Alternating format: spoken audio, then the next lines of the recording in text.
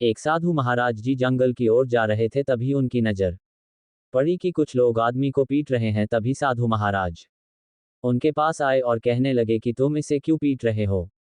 उन्होंने कहा कि इसने चोरी की है, इसलिए हम इसे पीट रहे हैं, यह एक चोर है। साधु महाराज जी ने उन सभी लोगों से कहा कि आपने इसकी बहुत पिटाई कर दी है, अब आप यहाँ से जाए। साधु महाराज जी चोर को अपने साथ ले गए और उससे बातें करने लगे। साधु महाराज जी ने उससे पूछा कि तुम ऐसा काम क्यों करते हो जिसके कारण सभी को दुख पहुंचता है और उसकी प्रति किए गए सारे काम का भुगतान भी तुम्हें खुद भोगना पड़ता है। चोर ने कहा कि मैं चोरी इसलिए करता हूँ क्योंकि मुझे और कोई काम आता नहीं है। साधु महाराज जी ने उसकी बात सुनी और कहा कि तुम गलत कह रहे हो।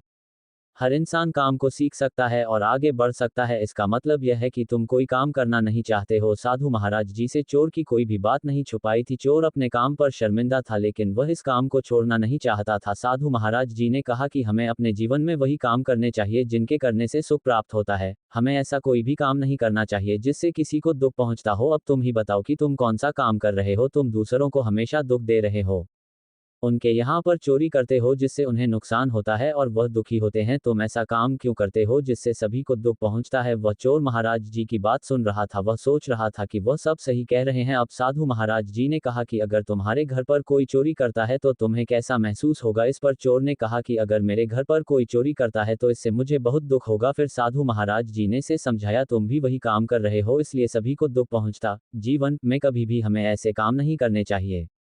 तुम्हें ये काम छोड़ देना चाहिए और मेहनत का कोई काम करना चाहिए। उसके बाद चोरी ने साधु महाराज जी के पैर पकड़ लिए हो। साधु महाराज जी ने कहा कि मैं तुम्हें अपना शिष्य बना लूंगा। जीवन में आगे बढ़ने के लिए मैं तुम्हें सही राह दूंगा। उस दिन के बाद उस चोर का जीवन ही बदल गया, वह सच्ची राह पर चल पड़ा हो। जीवन में एक सफल इंसान बन गया। इसलिए इंसान जब भी जागे तभी सवेरा होता है, इसलिए अपने बुरे कर्मों से तौबा करनी चाहिए और अच्छे काम की ओर ध्यान देना चाहिए।